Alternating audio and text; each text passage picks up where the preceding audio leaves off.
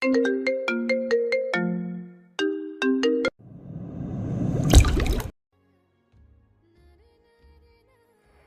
বহমান।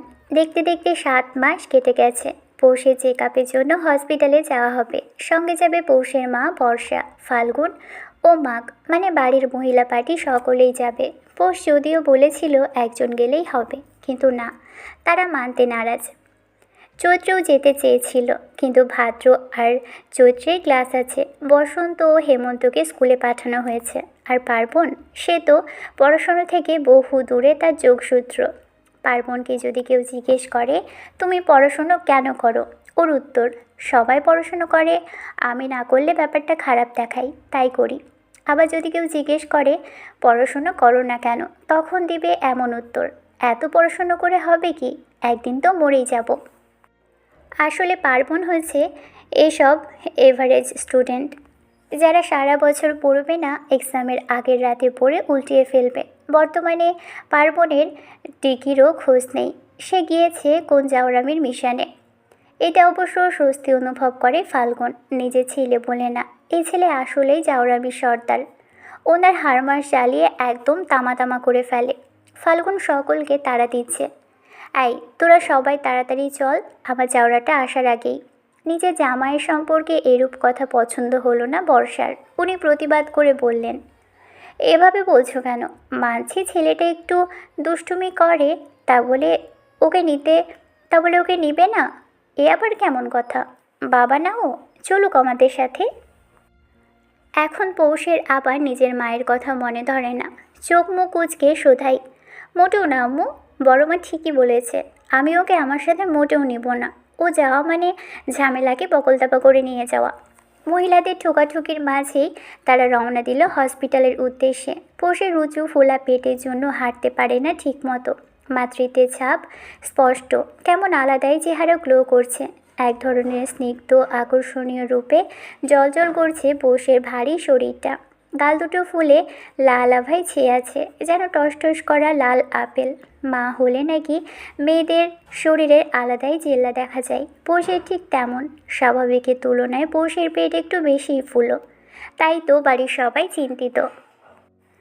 পৌষ কোমরের পিছনে এক হাত রেখে ধীরে ধীরে হাঁটছে, ওর আরেক হাত ধরে আছে বর্ষা, মাগো ফাল্গুনের সাথে। মাগ পৌষকে সাবধানে হাঁটতে বলছে।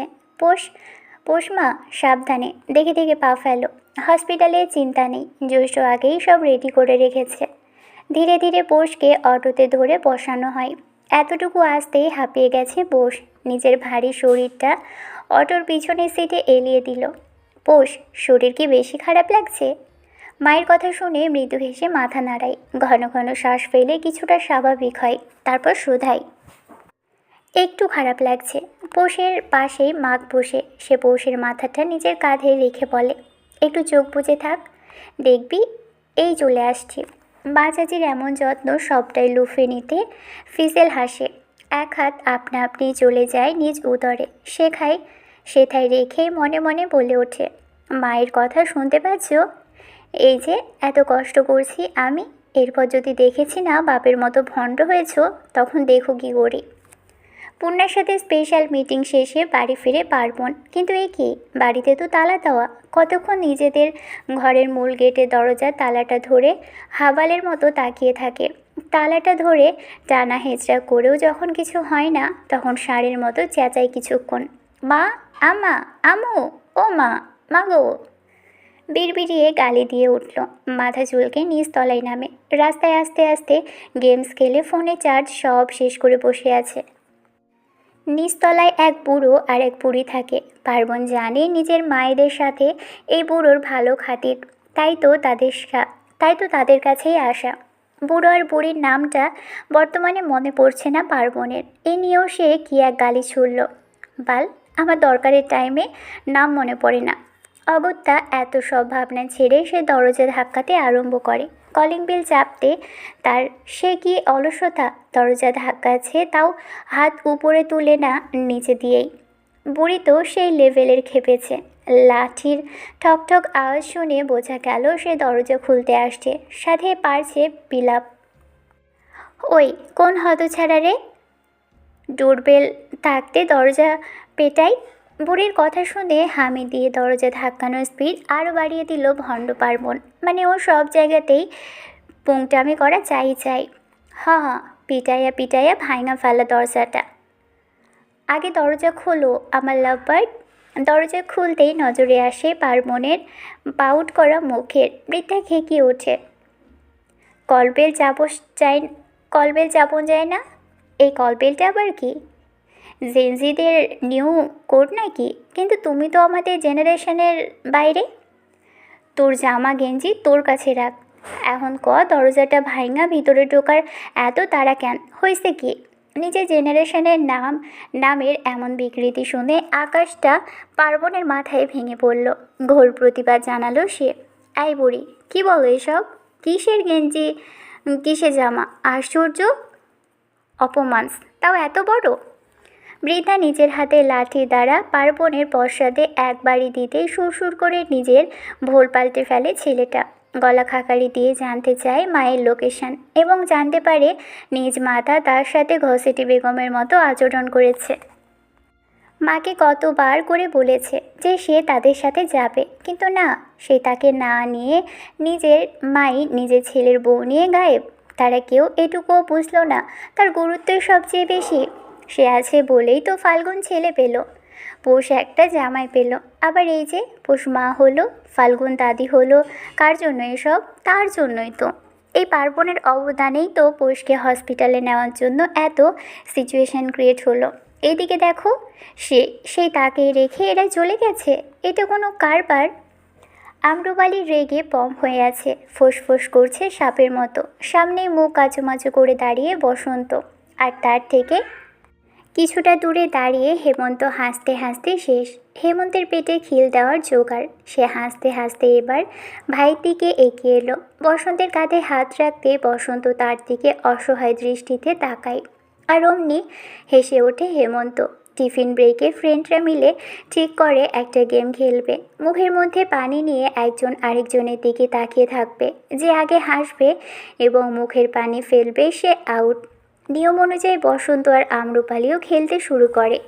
খেলার আগে সে কি চাপা বসন্তের আম্রপালিকে উদ্দেশ্য করে এও বলে, আরে আমি তো তোমার চোখের মায়ে জনম জনম তাকিয়ে থেকে হারিয়ে যেতে পারবো।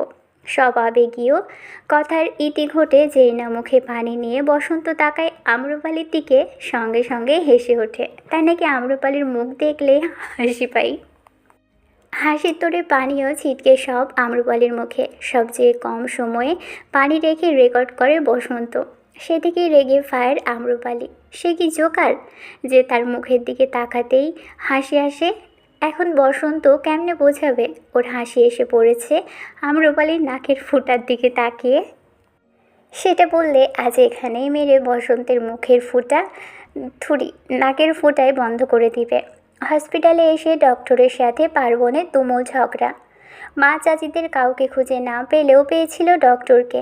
ডক্টরের সাথে কথাবার্তার এক পর্যায়ে পার্বণ জানতে পারে ইনি পৌষে চেক আপ করবেন। তো পার্বণও জানায় সে পৌষের পরিচিত। সে শুনে ডক্টর তো মহা খুশি। যাক, পেশেন্টের পরিচিত কাউকে পেলাম। আচ্ছা শোনো বাবু, পেশেন্ট তোমার কি হয়? বাবু। ডক্টরের মুখে নিজেকে বাবু বলে সম্বোধন শুনে তো পার্বণের মাথায় চক্কর দিয়ে উঠল। যে নিজেই কয়দিন পর বাবুর বাবা হবে তাকে কিনা বলছে বাবু। কে বাবু? কিসের বাবু? কি বলছেন? কেন তুমি বাবু? পিচি মানুষকে আর কি ডাকবো? এখন বলো পেশেন্ট তোমার কি হয়? না, পার্বণ কিছুতেই ডক্টরের কথা মানতে পারছে না। সে চোখ মুখ ভোঁতা করে বলে ওঠে, পৌষ আমার। পার্বণের মুখের কথা কেড়ে নিয়ে ডক্টরই আবার বলল, আমিও না, নিশ্চয়ই তোমার বোন হয়। তোমার বোনের হাজব্যান্ডকে ডাক দাও। কিসের বোন? বউ আমার, আর আমি হাজব্যান্ড। কি বলার আছে বলুন? হাসে মধ্যবয়স্ক ডক্টরটি শোধাই, হা, তুমিই ভালো মজা পেলাম, খুবই ভালো মজা পেলাম। এখন ভদ্র বাচ্চার মতো ডেকে নিয়ে এসো। আরে ইয়ার, আমিই বাপ, মানতে কেন চাচ্ছেন না? মজা করো না, বড় কাউকে ডাকো। তুমি বাবা, তা মানতে বলছো? এইটুকুনি ছেলে, সে আবার বাবা। মেয়েদের কম বয়সে বিয়ে দেখেছি। আর তোমাকে তো পেশেন্টের ভাই মনে হয়, চেহারা তো একই। কাজিন আমার, চেহারা যদি ওর সাথে না মিলে তো কি আপনার মেয়ের সাথে মিলবে? বাড়তি প্যাচাল না পেরে আমাকে বলেন কি দরকার? পার্বণ এত বোঝানোর পরেও ডক্টর কিছুতেই বুঝতে চাইছে না। সে কিছুতেই বিশ্বাস করতে পারছে না। পার্বণের ধৈর্যের বাঁধ ভেঙে গেল। ও চেঁচিয়ে উঠল ডক্টরের উপর, ওরে আবার রে, তোরে ডাক্তার কে বানাইছে? বলতে আসি সেই কতক্ষণ যাবৎ, পোষ আমার বউ আর ওর পেটেরটা আমারই শুক্রাণু। থেমে আবার বলে ওঠে, আরে বাল চোখে ছানি পড়ার শালা ডাক্তার, আমিই বাপ, থুরো ব্যাং। বিশ্বাস কেন করতে আছেন না? বয়স কম দেখে বাপ লাগে না? তোর বাপ লাগার গুল্লি মারি।